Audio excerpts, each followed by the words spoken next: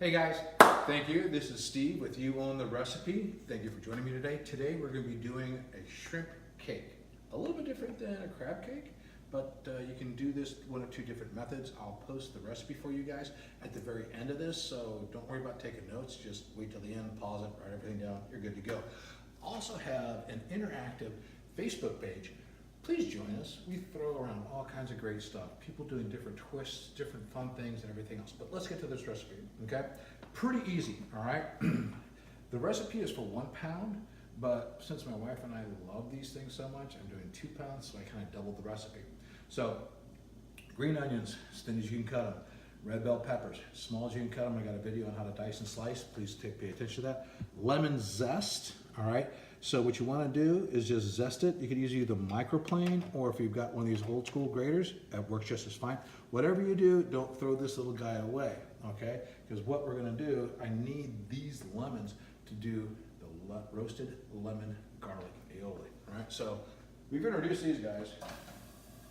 Got a hot pan over there. There's no oil or anything else in it. I want to get that nice brown sear to them, so I'm doing all this stuff they're cooking, okay? So we got the lemon zest. I've got a little bit of fresh parsley. I've got some Dijon mustard. I have right over here, there's some blackening spice, some garlic, and some crushed red pepper, an egg, which I only need the white of, and then the panko crumbs. I've already started with that. All right, so pretty easy. Crack the egg.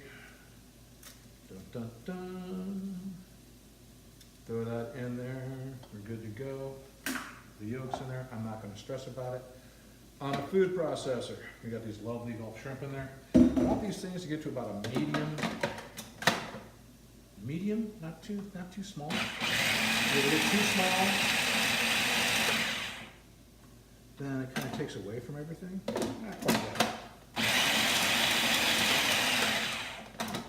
That's better, okay? Dun. I still want it chunky, so that way you know there's shrimp in there, if that makes any sense. Okay, so we're doubling this up. One of the fun things about this is that, remember, you own the recipe on this, so blackening spice, don't put blackening spice in it. If you want to try something else, maybe a little cayenne, whatever suits you, okay? So we've got the egg mixture, we got the shrimp. You can see how it's not macerated, okay? It's still got some little bit of bite to it. So basically, everything here goes into this, and we're going to mix it up, okay? So we got the panko, that goes into that. We got the spices, that goes into that. Bam, bam, bam. And take all of these wonderful little vegetables, toss in there, and let's sprinkle that out. Yes, okay. That's done, that's done, that's done. Last bit is the Dijon mustard. Bam, okay? Now, mix everything up. Mix it through. You play nice with your food, okay? Don't want to bruise anything. But basically, you're trying to get the color and everything else all the way through all this stuff. What's really cool about the shrimp is that when you put it through a food processor, it doesn't really need much more binding agent because it itself happens to stick with it. Now, okay, bam, bam, bam, that's done. So what I want to do now, I'm going to move this out of the way, excuse me. I'm going to grab a sheet pan, cookie sheet.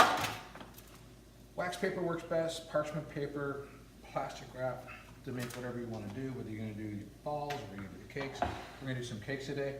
A little scooper, probably about a tablespoon is a good size for it because it is very delicate.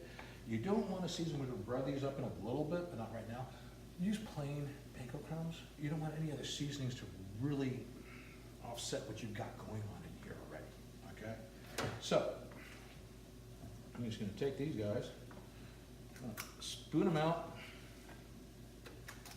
nothing else, and pat them down a little bit. So what's going to happen with these is that they need to set for about, I'm going to say, at least a good half hour in the refrigerator to kind of firm up, okay? So all I'm doing right now is just scooping these wonderful little guys out so they can come play with us in a little bit.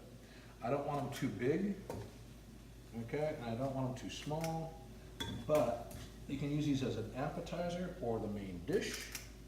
This is, like I said, this is 2 pounds of shrimp, so I doubled my recipe just because really shrimp. Anyways, enough of that. Got a little bit left over, but you need some, you need some, you need some. Come on, everybody out. Okay. All I'm gonna do here, just give them a little pat. All right, get them shaped up a little bit. Get messy with it, make some friends, love your food, but you don't want them too thin, you don't want them too thick. And remember, when we get ready to cook these guys, they cook just like shrimp. And when I say cooks like shrimp, when you boil shrimp, you're looking at, like 2 minutes max to boil them. So depending on how thick you make these is about how long they're gonna take to cook. All right? These are beautiful texture. You see that beautiful color, okay? Bam, bam, bam. They don't have to be perfect. You're human. You're not a robot, okay? So, I got these guys going on. Life is wonderful. I'm gonna take these guys, excuse me, I'm gonna put these in the refrigerator. Okay. Like I said, aioli is a really fancy way of saying something in Italian. Basically, it's mayonnaise, okay? So, a roasted lemon caper aioli. One thing about this, we're gonna use this for some artichokes that's gonna go along with our dish that we're steaming right now.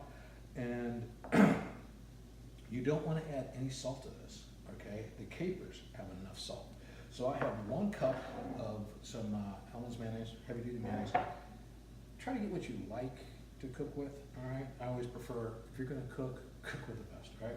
I got 1 cup of mayonnaise, a half cup of just as fine as you can dice them, smash them, whatever you wanna do, capers, that goes into there just like that.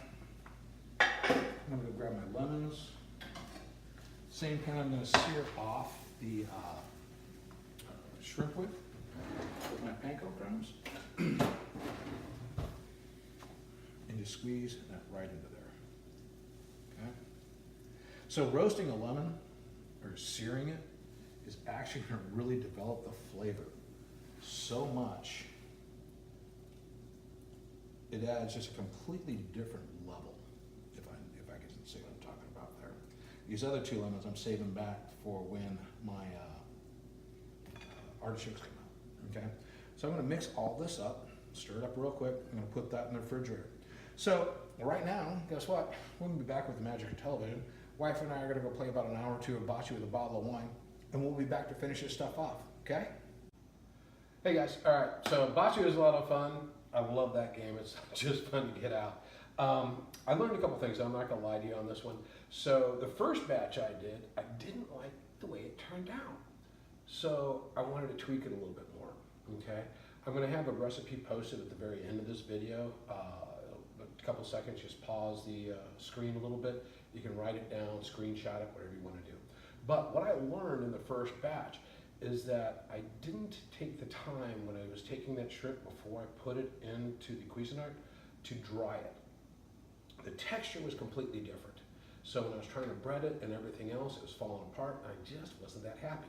So when I was pulling the shrimp apart, before I put it into the Cuisinart, I got a couple paper towels and got as much moisture out of it as I could, and I'll tell you what, the results are night and day. So, that being learned, all right, so we have our little crab cakes right over here. These are just wonderful. They firmed up really nicely.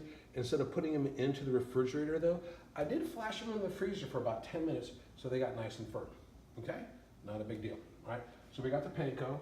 You don't need to bread these. The shrimp and everything else is sticky enough as it is. It's just gonna stick to them. And you don't want a lot of the breading on it because it's all about the shrimp. You know what I'm saying? So we got that guy there. This little kid going over here.